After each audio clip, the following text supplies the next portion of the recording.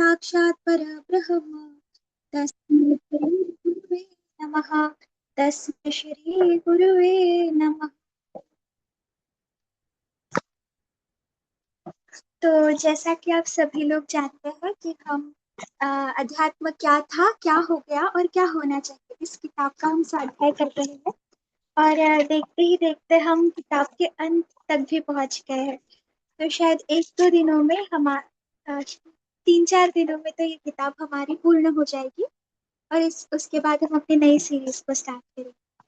तो जैसा कि आप सभी ने कल का स्वाध्याय अटेंड किया होगा, तो सोनाली दीदी ने हमें बहुत अच्छे से समझाया कल के स्वाध्याय में कि अ, जो हमारे प्रज्ञा मिशन है वो उसके अंतर्गत बहुत सारे कार्य आते हैं और वो कार्य किस प्रकार से होते हैं, उसमें किस किस बात का समावेश है। साथ में तीनों स्थानों पर जो हमारे मेन आश्रम है वहाँ वो कार्य कैसे चलते हैं हमने देखा था। और आज हम उसको ही थोड़ा सा कंटिन्यू करेंगे और फिर हम नया टॉपिक शुरू करेंगे। तो आइए पढ़ते हैं और समझते हैं।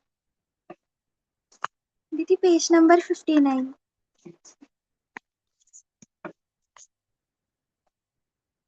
प्रौढ़ शिक्षा और व्यायामशाला संस्थान के लिए कितने ही लोक सेवी प्रशिक्षक निकाले गए। वृक्षारोपण, घरेलू शाक वाटिका, जड़ी बूटी उद्यान लगाने के लिए लोगों को उत्साहित, सहमत और बाधित किया गया है। इस प्रकार समाज की अभिनव संरचना के लिए कुछ उठाने में रखा गया। तो जैसा कि हम देखते आ रहे हैं कि हमारे जो आश्रम है, जो मुख्य संस्थान है, उनमें अलग अलग प्रकार की एक्टिविटीज शुरू होती है। तो उसमें से ही अ, एक है कि उस समय पे प्रौढ़ शिक्षा यानी कि युवाओं को शिक्षण और व्यायामशाला भी का प्रशिक्षण भी लोक सेवियों को दिया गया था कि वो वो खुद स्वयं प्रशिक्षण ले और फिर वो लोगों को सिखाए। फिर वृक्षारोपण, घरेलू शाक वाटिका, जड़ी बूटी के पेड़ लगाने के लिए भी लोगों को प्रोत्साहित किया गया।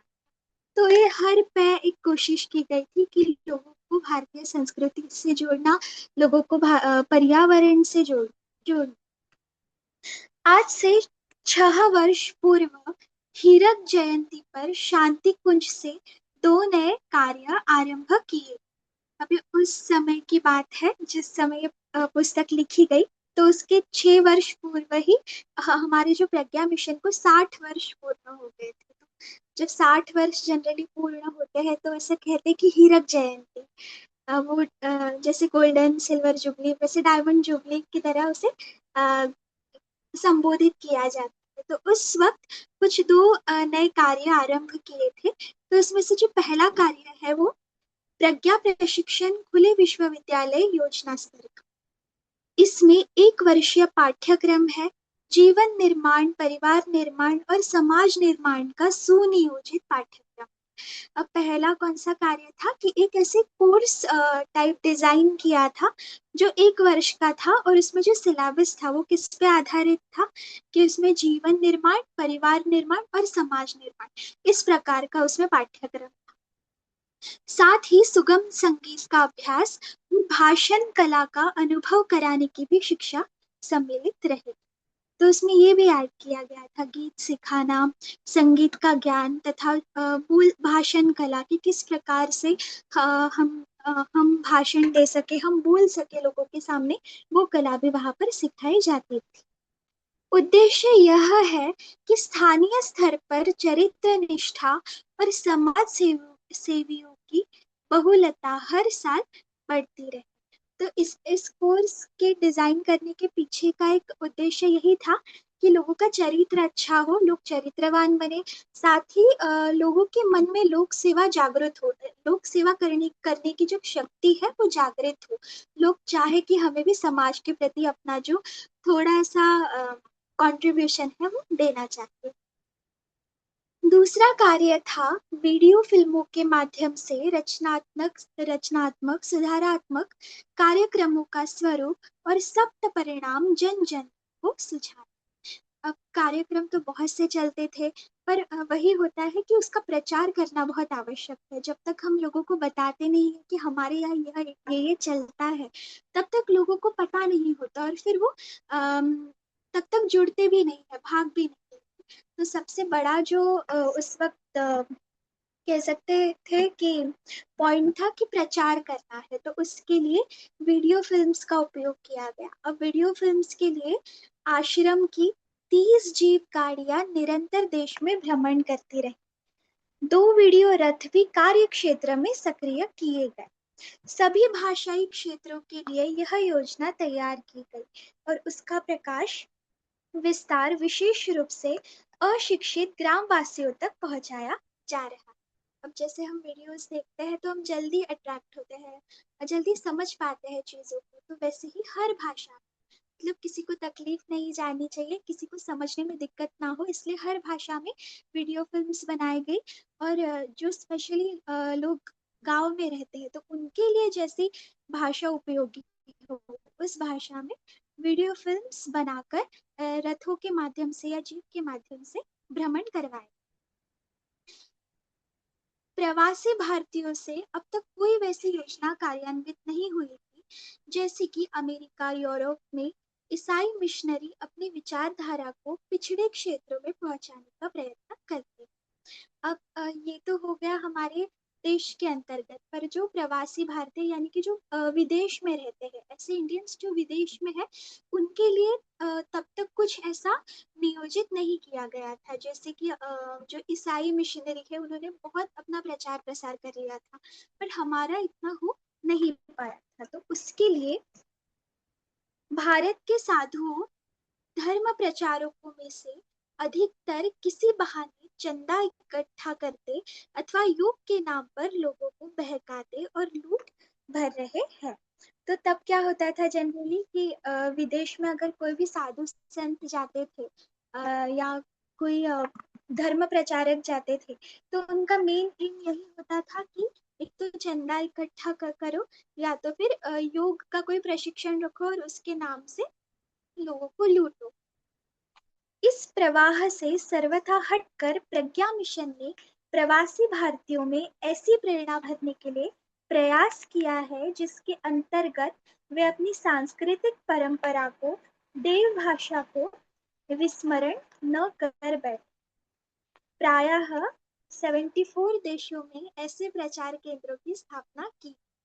तो ये सब ना हो, लोग भटकावे में ना भटके, इसलिए जो हमारा प्रज्ञा मिशन है उसके अंतर्गत विदेशों में, कुल 74 देशों में हमारे जो प्रचार केंद्र बनाए गए उनकी स्थापना की।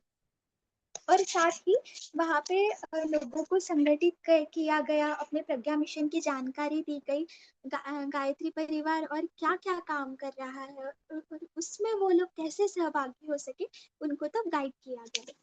तो यहाँ पे वो लिख रहे हैं कि अ, सिर्फ प्रज्ञा मिशन ने जो प्रवासी भारतीय थे, जो भारतीय जो विदेशों में रहते थे, उनको उनकी सांस्कृतिक परंपरा क्या है वो समझाया। साथ ही उनकी जो भाषा है, स्पेशली संस्कृत है, हिंदी है, वो उसे ना भूले, इसलिए उसी इसमें उनसे बात करने का प्रयास किया और उसी लैंग्वेज में उनको समझाया गया कि हमारी संस्कृति को हम कैसे रख सके एज इट इज, ताकि वो विदेश में रहकर उसे भूले।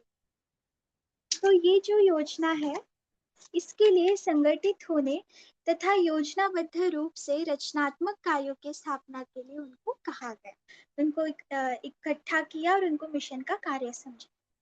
इस तरह के प्रयासों को प्रोत्साहन देने के लिए देश विदेश में मिशन के अनेक कार्यकर्ता कटिबद्ध है। वानप्रस्थ परंपरा एक प्रकार से लुप्त ही हो गई थी। गृहस्थ ब्राह्मण अपने निकटवर्ती क्षेत्र में और विरक्त वानप्रस्थी व्यापक जन जागरण का कार्य करते। तो ये उस वक्त की बात है जब वानप्रस्थ परंपरा गुरुदेव कह रहे कि लुप्त हो गई थी। अब लुप्त इस प्रकार हो गई थी कि जनरली लोग अपने वानप्रस्थ में आते हैं तो वो खुद को फ्री मतलब महसूस करते हैं जिम्मेदारियों से, तो तब उनका एम होता है कि अब हम समाज के लिए कुछ करें। पर तब ये परंपरा कुछ ना कुछ लुप्त हो गई। पर जो गृहस्थ ब्राह्मण थे वो अपने एरिया में थोड़ा बहुत काम करते थे। इसी से सर्वत्र चरित्र निष्ठा और लोक सेवा का वातावरण बना रहता था। तो ये एकमेव माध्यम था गृहस्थ और ब्राह्मण वर्ग का कि उनके एरिया में वो काम करते थे, तो इस वजह से धर्म का जो जितना प्रसार होना था वो होता रहता था। अब वे परंपराएं एक प्रकार से समाप्त प्राय ही हो गई। ब्राह्मण वंश और साधु वेश की आड़ में लाखों लोग अभी भी धन और संपत्ति बटोरते देखे जाते हैं। तो फिर थोड़ी थोड़ी देर के बाद ये भी पूरा लुप्त हो गया, और अब तो हम बहुत बार देखते भी है कि ब्राह्मणों के आड़ में या साधु संतों के आड़ में लोग लोगों की धन संपत्ति लूटने को देखते हैं। इसलिए प्रज्ञा अभियान ने नए स्तर के लोक सेवी हर वर्ण एवं क्षेत्र से विनिर्मित प्रशिक्षित किए। चरित्रवान प्रतिभावानों का एक बड़ा समुदाय लोक सेवी के रूप में कार्य क्षेत्र में उतरा। इसे पुरातन साधु ब्राह्मण परंपरा का पुनर्जीवन कहा जा सकता है। तो अगर एक साइड पे जो बाकी लोग थे, बाकी नकली साधु संत हम कह सकते हैं या नकली प्रचारक, जो सिर्फ प्रचार के नाम पर लोगों को लूटते थे, चंदा इकट्ठा करते थे, तो उसी दूसरे तरफ जो हमारा प्रज्ञा अभियान था, तो गुरुदेव कह रहे हैं कि प्रज्ञा अभियान में ऐसे लोगों को चुना कि जो समर्पित हो, और उनको इस प्रकार से प्रशिक्षित किया कि वो लोगों को सही मार्ग पर चला सके, तो सही लोगों के द्वारा सही काम हो सके। तो इसे वो कह रहे हैं कि पुरातन साधु ब्राह्मण परंपरा का पुनर्जीवन हम कह सकते हैं। फिर हमारा नेक्स्ट टॉपिक शुरू होता है, बो और कांटों का सुनिश्चित सिद्धांत। अब आइए इसमें क्या लिखा है हम समझते हैं। अध्यात्म विज्ञान का एक सुनिश्चित सिद्धांत है बो और कांटों। यह सभी महत्वपूर्ण विषयों पर समान रूप से लागू होता है। तो जैसे कि बो और कांटों से हम समझ पाते हैं कि जो हम बोएंगे, मतलब जो हम जिसका हम बीजारोपण करेंगे उसी प्रकार का फल भी हमको मिलेगा। तो यहाँ वो कह रहे हैं, किसान बीज बोता, सींचता संजोता और मूल्यवान फसल काटता। विद्यार्थी भी अपना समय, श्रम एवं धन लंबे समय तक अध्ययन में खर्च करता है और समयानुसार विद्वान विद्वान पदाधिकारी बनता है। तो वही है, पहले कर्म करो और बाद में उसके परिणाम स्वरूप फल हर किसी को मिलता है। फिर और एग्जाम्पल दिया है कि व्यवसाय पूंजी जुटाता है, उद्योग का समस्त ढांचा खड़ा करता है और चल पड़ने पर लाभांश संचित करके समृद्ध बनता है। तो ये तीनों एग्जाम्पल से हम समझ सकते हैं, पहला किसान का, दूसरा एक विद्यार्थी का, और तीसरा किसी व्यवसायी का, कि पहले अपने पुरुषार्थ से काम करो, मेहनत करो पूरे लगन से, और जो उस मेहनत का परिणाम होगा वो फल के स्वरूप में हमें मिलता है, हर किसी को मिलता है। अब यही उपक्रम आध्यात्मिक प्रगति के संबंध में भी लागू होता है। साधना से सिद्धि का सिद्धांत बिल्कुल सही है, पर उनके साथ यह सिद्धांत भी अप्रत्यक्ष रूप से जुड़ा है कि आत्म संयम और पुरुषार्थ के भरे पूरे अनुदान भी इस हेतु समर्पित करने पड़ते हैं। अब इस लाइन से हम ये समझते हैं कि गुरुदेव कह रहे हैं, अगर आप साधना करते हैं तो आपको सिद्धि अवश्य प्राप्त ही हो, पर अगर हम सिर्फ साधना ही करते रहेंगे और कहीं ना कहीं अपने हम पुरुषार्थ नहीं करेंगे, मेहनत नहीं करेंगे, परिश्रम नहीं करेंगे, और अगर हमारे अंदर वो संयम ना हो, तो हमें जो हम चाहते हैं वैसा फल नहीं मिलेगा। जीवन क्रम को आदर्शों से ओतप्रोत किए बिना, बहिरंग और अंतरंग में उत्कृष्टता का समावेश किए बिना कोई भी व्यक्ति ऐसी सिद्धि सफलता अर्जित नहीं कर सकता जिसे चमत्कारी, प्रेरणापद एवं अभिनंदनीय कहा जा सके। तो यहाँ पर लिखा है कि जो हम इसका अर्थ यही है कि जो हम डेली स्वाध्याय करते हैं, तो इसके पीछे का रीजन ही यही है, क्योंकि अगर हम सिर्फ साधना करते हैं, सिर्फ गायत्री मंत्र जपते हैं, और अगर हम स्वाध्याय नहीं करते, तो जनरली हो क्या रहा है, स्वाध्याय करते हैं तो हम कुछ दो तीन चीजें अच्छी पढ़ती है, और पूरे सेशन में हमें कुछ वो दो तीन चीजें हैं जो बहुत अच्छे से याद रहती है, और उसे फिर हम अपने जीवन में उतारने की कोशिश करते हैं। पर अगर हम वो दो तीन चीजें भी दिन में ना सुने, और उससे हम अपने अंतरात्मा को, अपने जो विचारों को सुधारे ना, ठीक ना करे, अपने अंदर जो भी बुराइयां है उसको खत्म ना करे, तब तक हम कितनी भी साधना कर ले वो व्यर्थ है। उस साधना का परिणाम हमें उस स्वरूप नहीं मिलेगा जो हम चाहते। तो वही कह रहे हैं कि जिसे चमत्कारी, प्रेरणापद एवं अभिनंदनीय कहा जा सके, ऐसी कोई भी सफलता हमें सिर्फ साधना से नहीं मिलने वाली।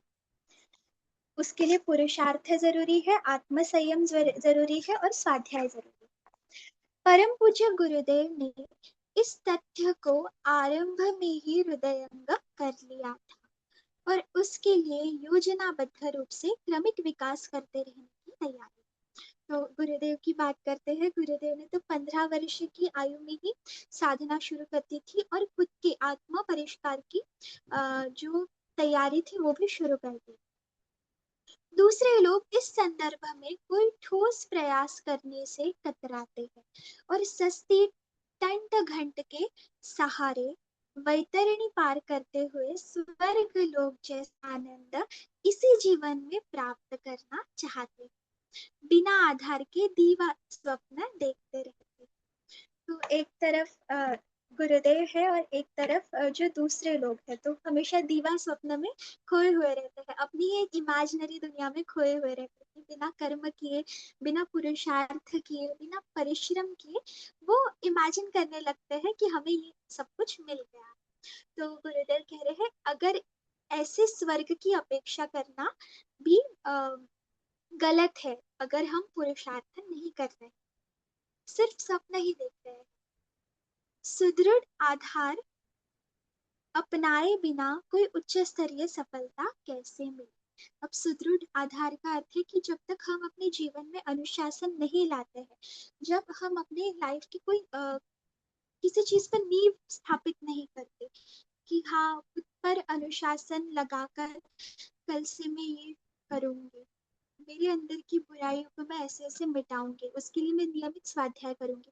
जब हम खुद पर ऐसे कुछ अनुशासन नहीं देते हैं, जैसे कि वो एक गीत है, उसमें दो लाइन्स है कि क्या थी, हाँ, अपने लिए कठोर सर्वदा होंगे हम, किंतु दूसरों पर विनम्र होंगे एकदम।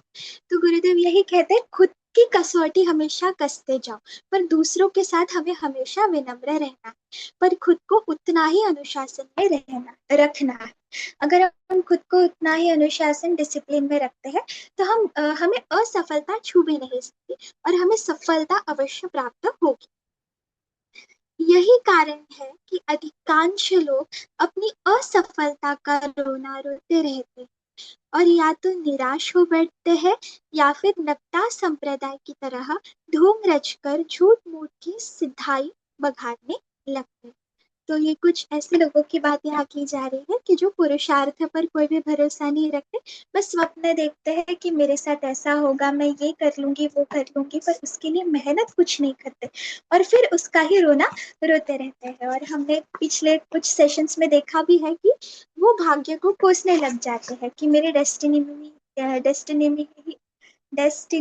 में ही ये है, या मेरी मेरे कर्मों पर ही सब आधारित है, मैं इसे कभी ठीक ही नहीं कर पाऊंगी, ऐसे भी सोचते रहते। पूज्य गुरुदेव को अध्यात्म विज्ञान की तह तक जाना था, इसलिए उन्होंने राजयोग, हठ योग, मंत्र योग, दय योग, कुंडलिनी योग, ज्ञान योग, कर्म योग, भक्ति योग आदि सभी भारतीय और अभारतीय योग साधनाओं का गंभीर अध्ययन, पर्यवेक्षण किया, और पाया कि यह सभी मार्ग साधक को प्रथम चरण आत्म परिष्कार के रूप में उठाने का मार्गदर्शन करते हैं। तो जो हमारे गुरुदेव है वो भी सिर्फ ऐसे ही नहीं कह रहे हैं, ऐसे ही हमें नहीं समझा रहे हैं। उन्होंने हर चीज का पर्यवेक्षण किया है, सभी को उन्होंने समझा है, सभी का उन्होंने एनालिसिस किया है। तो इसमें हर प्रकार के जो योग है, राजयोग से लेकर कर्मयोग, ज्ञान योग, भक्ति योग तक, हर चीज को उन्होंने पढ़ा है, समझा है। और उन सब का जब उन्होंने कंक्लूजन निकाला तो उनको यही पता चला कि इन सब का जो आधार है वो है आत्म परिष्कार, यानी कि स्वयं का सुधार। उपचार विधान इसके उपरांत ही बन पड़ते हैं। यानी कि अगर हमें कोई ऊंची साधना करनी है तो वो तभी सफल होगी जब हम खुद का आत्म परिष्कार कर चुके। जो लोग अपने चिंतन, चरित्र और व्यवहार का स्तर तो नीचा रखते हैं, पर उछल कर कुंडलिनी जागरण, ईश्वर दर्शन, शक्तिपात आदि की लालसाएं संजोते हैं, उनकी बाल क्रीड़ा उसी प्रकार निष्फल होती। तो अब आगे वो कहते हैं कि जैसे कोई अबोध बालक वर्णमाला सीखने की उपेक्षा करे, एमए का कोर्स तुर्त फुर्त पूरा कर लेने का हट करे और अपनी ही बात पर अड़कर मचलने लगे।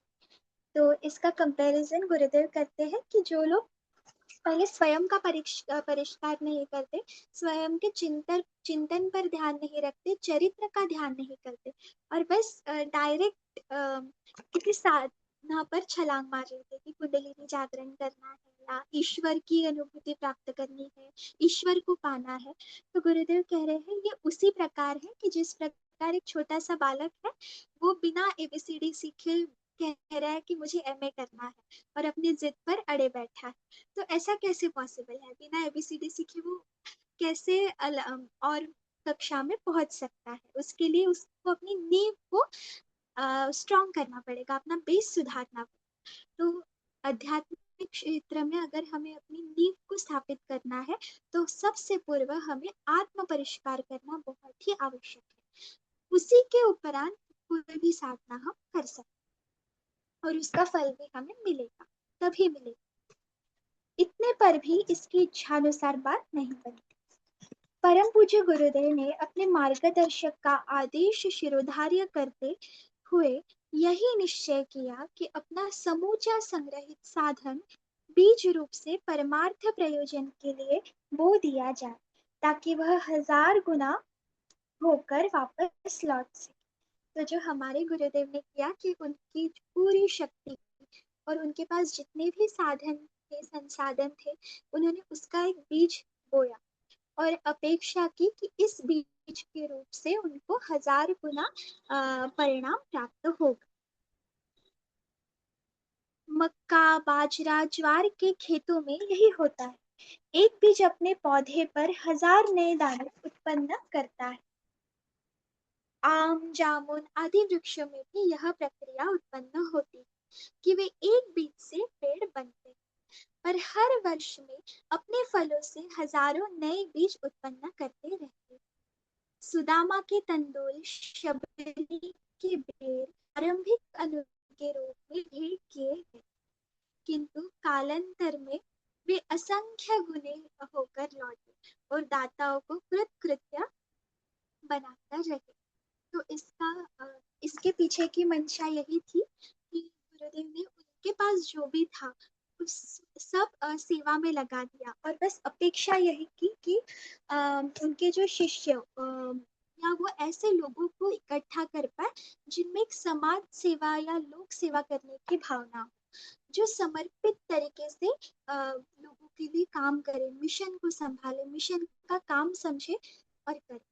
तो ये उसी प्रकार हुआ कि एक बीज डाला और उसका जो फल है वो हजारों गुना लौट कर वापस हुआ। गुरुदेव ने भी इसी नीति को अपनाया। उनने तपश्चर्याएं, योग साधनाएं भी कम नहीं की, पर उनमें हाथ डालने के साथ साथ बोया काटा वाली नीति को अपनाए रखा।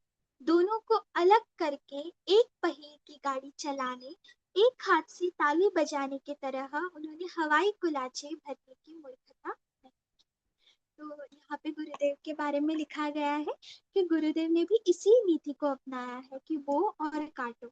यानी कि उन्होंने बस साधनाएं नहीं की, उन्होंने बहुत साधनाएं की, पर साधना के साथ उन्होंने सेवा को भी उतना ही महत्व दिया।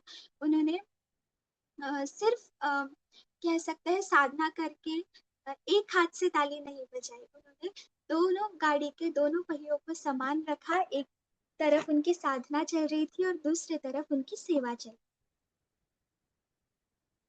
हर किसी के पास कुछ अपना कमाया होता है, कुछ ईश्वर का दिया हुआ होता है। ईश्वर प्रदत्त साधनों की दृष्टि से सबको समान मिला है। अब यहाँ पे लिखा है कि सबको अपने कर्म के अनुसार सब कुछ मिलता है, और ईश्वर स्पेशली सबके लिए समान होता है। ईश्वर ने सबको जो मूलभूत चीजें होती है जो उसको लगे वो सबको दिला दी है। स्व उपार्जन में ही न्यूनाधिकता पाई जाती है। अब सवाल तब आता है जब हमें स्वयं के पुरुषार्थ से कमाने की बारी आती। तो बहुत लोग आलस में जाकर स्वयं का उपार्जन नहीं कर पाते, स्वयं के लिए उतना कह सके जितना उनको जरूरत है उतना कमा नहीं पाते, और अ, गरीबी की दशा वो भोगते हैं। और वही कुछ लोग हैं कि अपना विवेक का इस्तेमाल करके अपनी पूरे पुरुषार्थ का उपयोग कर कर अपने लिए अच्छा जीवन बनाते। तो ये इसमें ईश्वर कह सकते हैं कि दोषी नहीं है, इसमें मनुष्य का दोष है कि वो अपने विवेक अपने बुद्धि का किस प्रकार से उपयोग करता है। समय, श्रम, प्रतिभा, विवेक यह ईश्वर प्रदत्त है, और धन साधन अपने पुरुषार्थ का प्रतीक।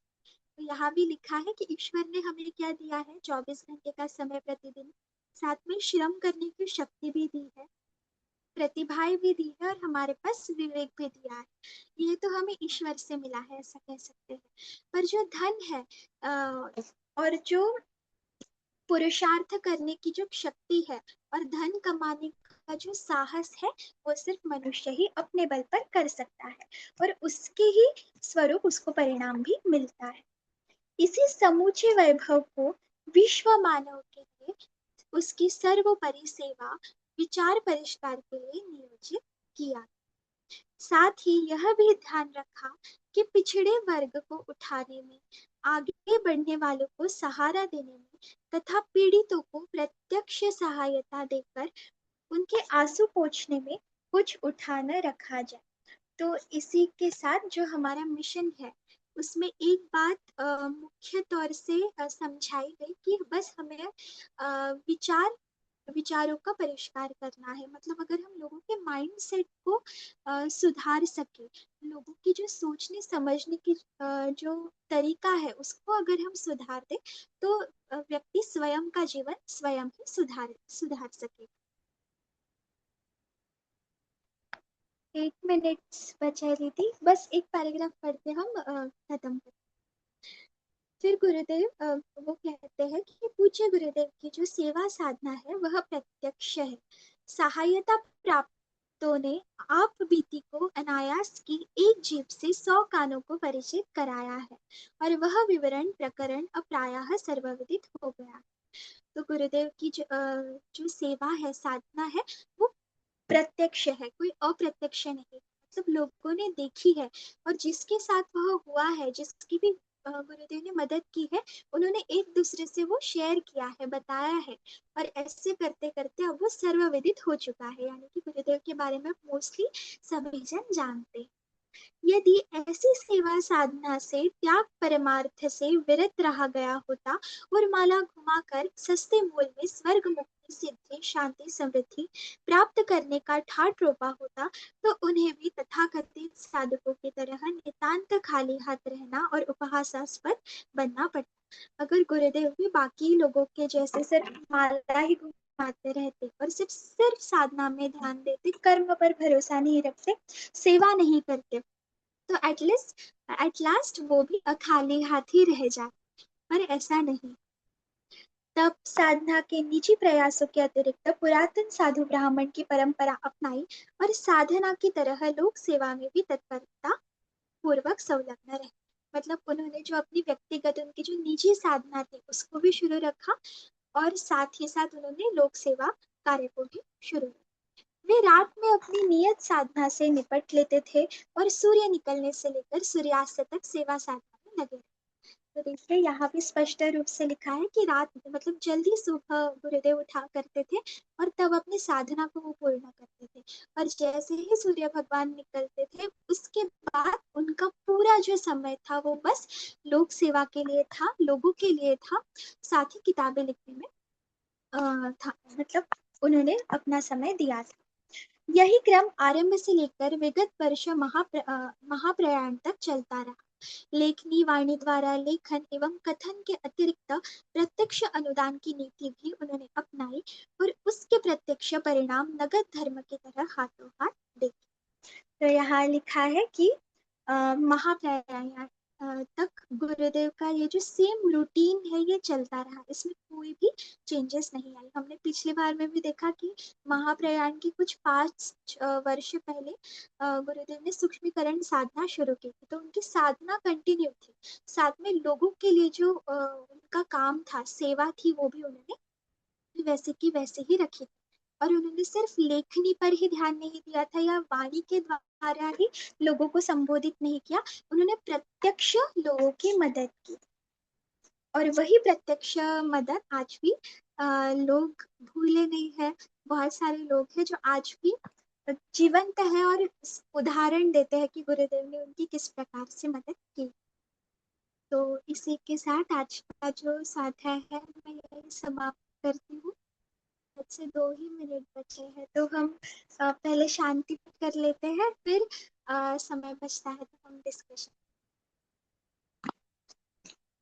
ओम दह शांति शवं शांति पृथ्वी शांति शांति शांति स्पतय शांति देवा शांति ब्रह्म शांति सर्वं शांति शांतिरेव शांति सामा शांति। ओम शांति शांति शांति सर्वारिष्ट शांति। जय गुरुदेव, सभी को प्रणाम। आप सभी से निवेदन है कि आपको अगर कुछ बोलना हो, कुछ ऐड करना हो या कुछ पूछना हो तो आप अवश्य पूछ सकते हैं। हम सभी मिलकर प्रयास करेंगे आपके प्रश्नों का जवाब देने का।